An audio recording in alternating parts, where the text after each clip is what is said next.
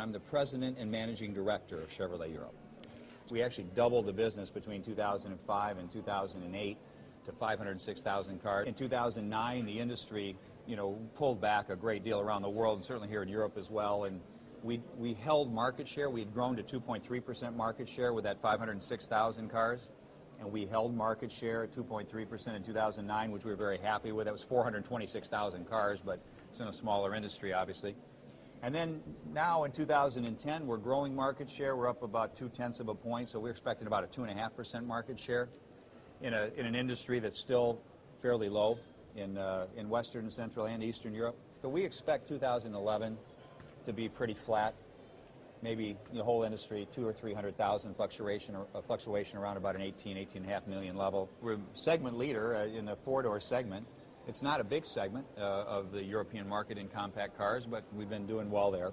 We launched the Spark this year, and Spark is a home run if you gauge how it's performing in the segment where it's being sold. It's gaining share in just about every country within the mini car segment. Now the bad news is that the mini car segments have pulled back this year because the scrappage programs were benefiting mini and small cars more than any other segment. We've got the all-new Aveo 5-door also out here, and we have the new Captiva. And that's not all. Next year we're going to also launch Corvette Grand Sport. We'll have Camaro that'll finally be sold in the European market behind the success that it's having in the U.S. And we're going to launch Volt about a year behind the U.S. I guess launch coming up in a couple of months here in the U.S. And we'll be hopefully launching the sales right around the 100th anniversary of the brand on November 3rd. We currently, in 2010, are only competing in about 25% of the market segments when you consider the body styles and the powertrains we have. So we're getting right now a 2.5% share by competing in 25% of the market. New Aveo will have a 1.3 diesel. We've never had a diesel in the small car segment. Makes up about half the segment. That 1.3 diesel will have an Eco version with start-stop that's going to be a 98-gram vehicle. Chevrolet hasn't put that kind of fuel economy, that kind of car on the road before. Is Chevrolet Europe going to be profitable this year?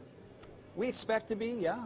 I can say we're profitable through August. So the difficulty, Mark, is that most of the biggest difficulty right now is the exchange rate things. The euro weakened a lot during this whole sovereign crisis, and so other than exchange rates, we're a very profitable company. We have a very good business, but we always have to manage on the margin, and exchange rates are a reality.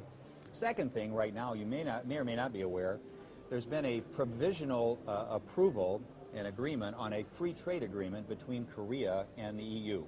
So it's not ratified by the European Parliament yet, but we're optimistic and cautiously optimistic that this is going to come through, which makes building cars in Korea for EU markets even more affordable, and even it makes it make more sense. Because if you look at our portfolio at the end of 2012-13, we're still only going to have 8 nameplates and 11 models we're selling.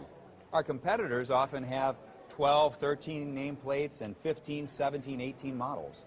So we still have a very limited portfolio relative to some of the other competitors.